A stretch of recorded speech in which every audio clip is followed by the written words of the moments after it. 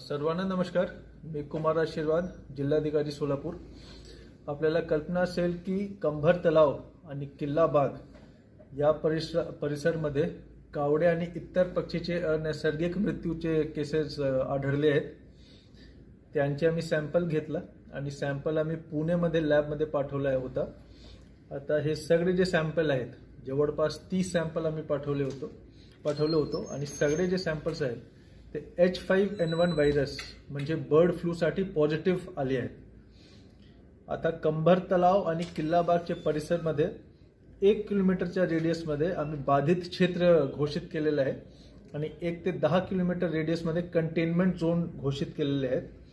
बाधित क्षेत्रामध्ये म्हणजे की कंभर तलावच्या 1 किलोमीटरच्या रेडियसमध्ये आणि किल्ला बागच्या 1 किलोमीटर रेडियसमध्ये रहदारीसाठी आता प्रतिबंधित करण्यात आलेला आहे।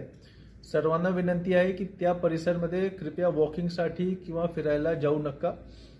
तसेच पशुसंवर्धन विभागाचे 22 पथके आता पोल्ट्री बर्ड्सची सर्वेक्षण ते लोक करत आहेत। जवळपास 1 किलोमीटरच्या रेडियसमध्ये कंभर तलावच्या आणि किल्ला बागच्या 1 किलोमीटर रेडियसमध्ये त्यांनी सर्व पोल्ट्री बर्ड्सच्या सर्वेक्षण त्यांच्याकडून झालेलं आहे। आतापर्यंत पोल्ट्री बर्ड्समध्ये कुठल्याही प्रकारचे बर्ड फ्लूचे लक्षण आढळले नाही। त्यांचे सॅम्पल पण त्या 22 पथकेने त्यांचे सॅम्पल्स पण घेतले आहेत। जवळपास 128 बर्ड्सचे पोल्ट्री बर्ड्सचे त्यांनी सॅम्पल्स घेतले आहेत।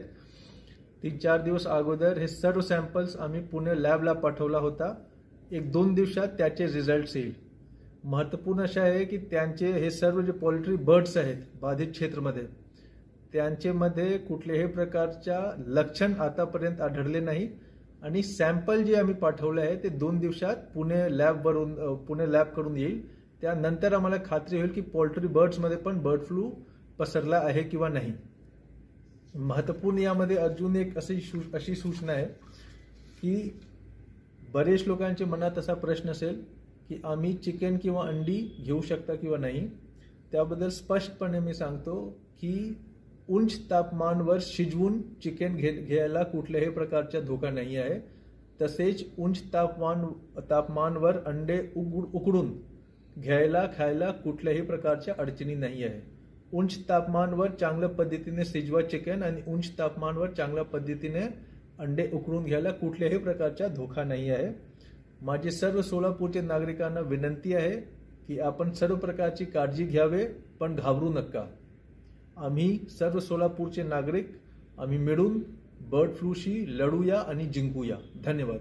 तर अशाच नवनवीन घडामोडी पाहण्यासाठी जनता संघर्ष न्यूज चॅनलला लाईक करा, शेअर करा आणि सबस्क्राइब करायला विसरू नका।